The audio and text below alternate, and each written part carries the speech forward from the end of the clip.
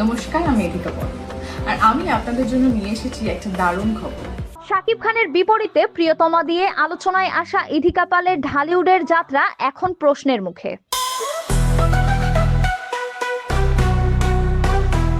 পরপর প্রিন্স ও রাক্ষস থেকে বাদ পড়া এই রকম নতুন নতুন ভিডিও দেখতে চাইলে আমাদের চ্যানেলটিকে সাবস্ক্রাইব করুন।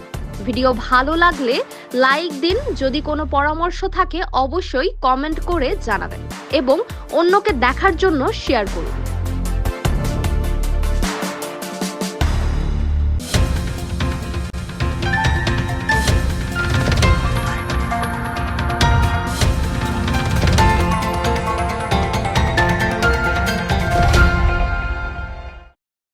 হাই, এই ভিডিওটা আমার সকল বাংলাদেশি ফ্যামিলির জন্য।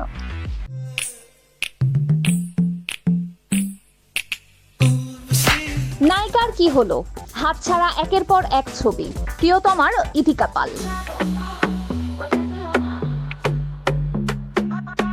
প্রিয়তমার সাফল্যের পরপরই ঢালিউডের একাধিক প্রযোজনা সংস্থা ও পরিচালকের নজরে আসেন ইধিকা পাল।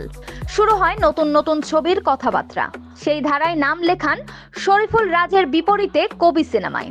যদিও ছবির মুক্তি নিয়ে এখনো কোনো চূড়ান্ত ঘোষণা আসেনি।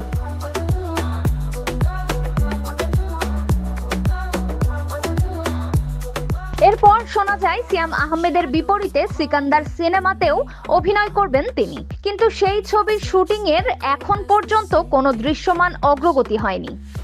নমস্কার, আমি ইধিকা পল আর আমি আপনাদের জন্য নিয়ে এসেছি একটা দারুণ খবর। এরপর ইধিকার নাম উঠে আসে আলোচিত ছবি রাক্ষসে। গত সপ্তাহে ছবিটির প্রযোজক শাহরিন আক্তার জানান, ইধিকার সঙ্গে আমাদের কথা চলছে। পরিচালক মেহেদী হাসান জানিয়ে দেয়, এই ছবিতে ইধিকা নেই। নায়িকা হিসেবে আমরা সুস্মিতা চ্যাটার্জিকেই চূড়ান্ত করেছি। একই সময়ে আসে আরেকটি খবর, প্রিন্স সিনেমা থেকেও বাদ পড়েছেন ইধিকা। पहली बार देखा है ऐसा।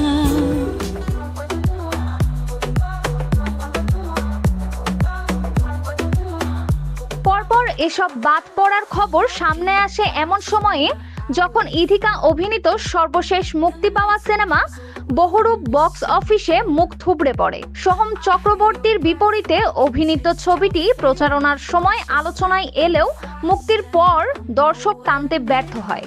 এক অসমাপ্ত ছবির সাথে ইতিহাসের নতুন পাতা অপেক্ষা করছে তোমার আচরে।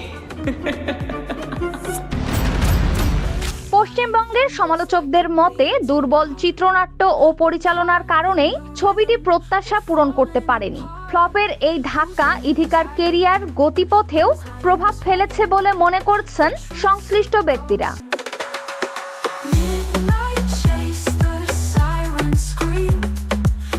তবে বাংলাদেশের বক্স অফিসে চিত্রটা ভিন্ন। শাকিব খানের সঙ্গে ইধিকার সর্বশেষ মুক্তি পাওয়া সিনেমা বরবাদ হয়েছে ব্লকবাস্টার। বড় তারকার জনপ্রিয়তায় ভর করে ইধিকার অবস্থান আবার শক্ত হতে পারত যদি প্রিন্স কিংবা রাক্ষসের মতো বড় বাজেটের ছবিগুলোই অভিনয়ের সুযোগ মিলত।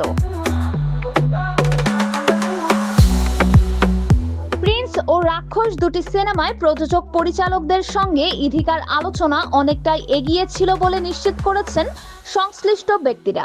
তবে শেষ মুহূর্তে সিদ্ধান্ত বদলায়। শাকিব খানের বিপরীতে প্রিয়তমা দিয়ে আলোচনায় আসা ইধিকা পালের ঢালিউডের যাত্রা এখন প্রশ্নের মুখে। পরপর প্রিন্স ও রাক্ষস থেকে বাদ পড়া, তার ওপর বহুরূপ এর ব্যর্থতা, সব মিলিয়ে কি তবে ছন্দ হারাচ্ছেন তিনি?